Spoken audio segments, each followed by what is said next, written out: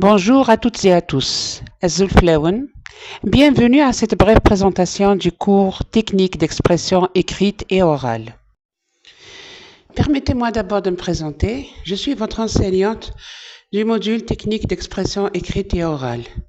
Je m'appelle Chebah Kerima, maître assistante classe B à l'Université Mouloud Maamri Tizi Ouzou, faculté des lettres et des langues au département de langue et culture à Mazir. Voici mon email où vous pouvez me contacter à tout moment pour toutes vos questions éventuelles. En ce qui concerne notre module, technique d'expression écrite et orale est une unité fondamentale destinée aux étudiants de première année licence, toute spécialité, à raison de 3 heures par semaine, entre TD et cours. Il admet un coefficient 2 et a pour crédit 5. Concernant l'organisation de notre module, nous l'avons réparti en 2 semestres. Le premier est consacré aux marques linguistiques d'organisation d'un texte, dans lesquels nous verrons la planification de l'organisation, comment organiser un texte, faire un plan et le structurer, la cohérence et la cohésion, tout ce qui concerne la grammaire du texte, style et format, où nous allons séparer les idées à adopter un style et un vocabulaire en fonction du public visé, et insérer les figures de style pour embellir les textes et aussi la ponctuation.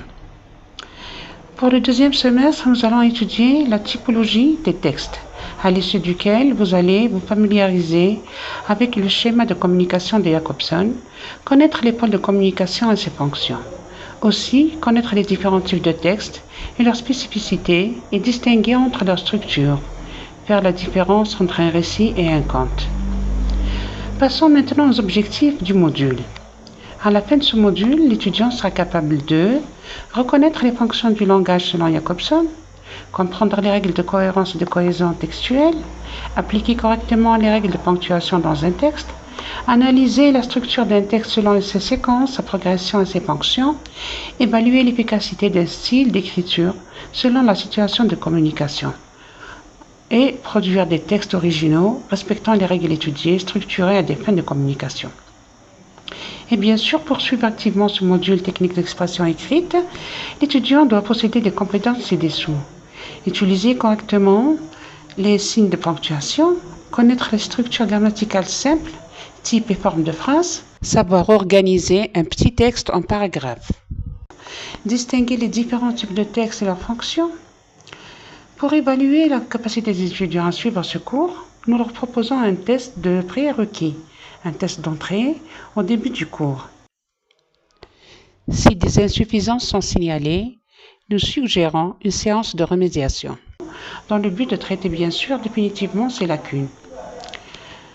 Pour le mode d'évaluation, l'évaluation finale est structurée autour d'un examen sur table, représentant 50% de la note finale et qui porte sur tous les points étudiés en cours durant tout le semestre, et d'une évaluation en contrôle continu en travaux dirigés, répartis comme suit. Il y a le projet collectif noté sur 5 points, le projet individuel évalué selon les mêmes critères que le projet collectif aussi noté sur 5 points, l'assiduité de l'étudiant évaluant sa présence au cours 5 points, et l'évaluation bien sûr porte aussi sur la discipline, la participation active ainsi que la créativité de l'étudiant tout au long du cours, 5 points. Terminons par cette carte conceptuelle qui résume les points essentiels de notre module. Nous arrivons à la fin de cette présentation. Merci de m'avoir prêté attention. Encore une fois, bienvenue à toutes et à tous. J'espère que ce cours vous apportera beaucoup et vous sera bénéfique. Merci.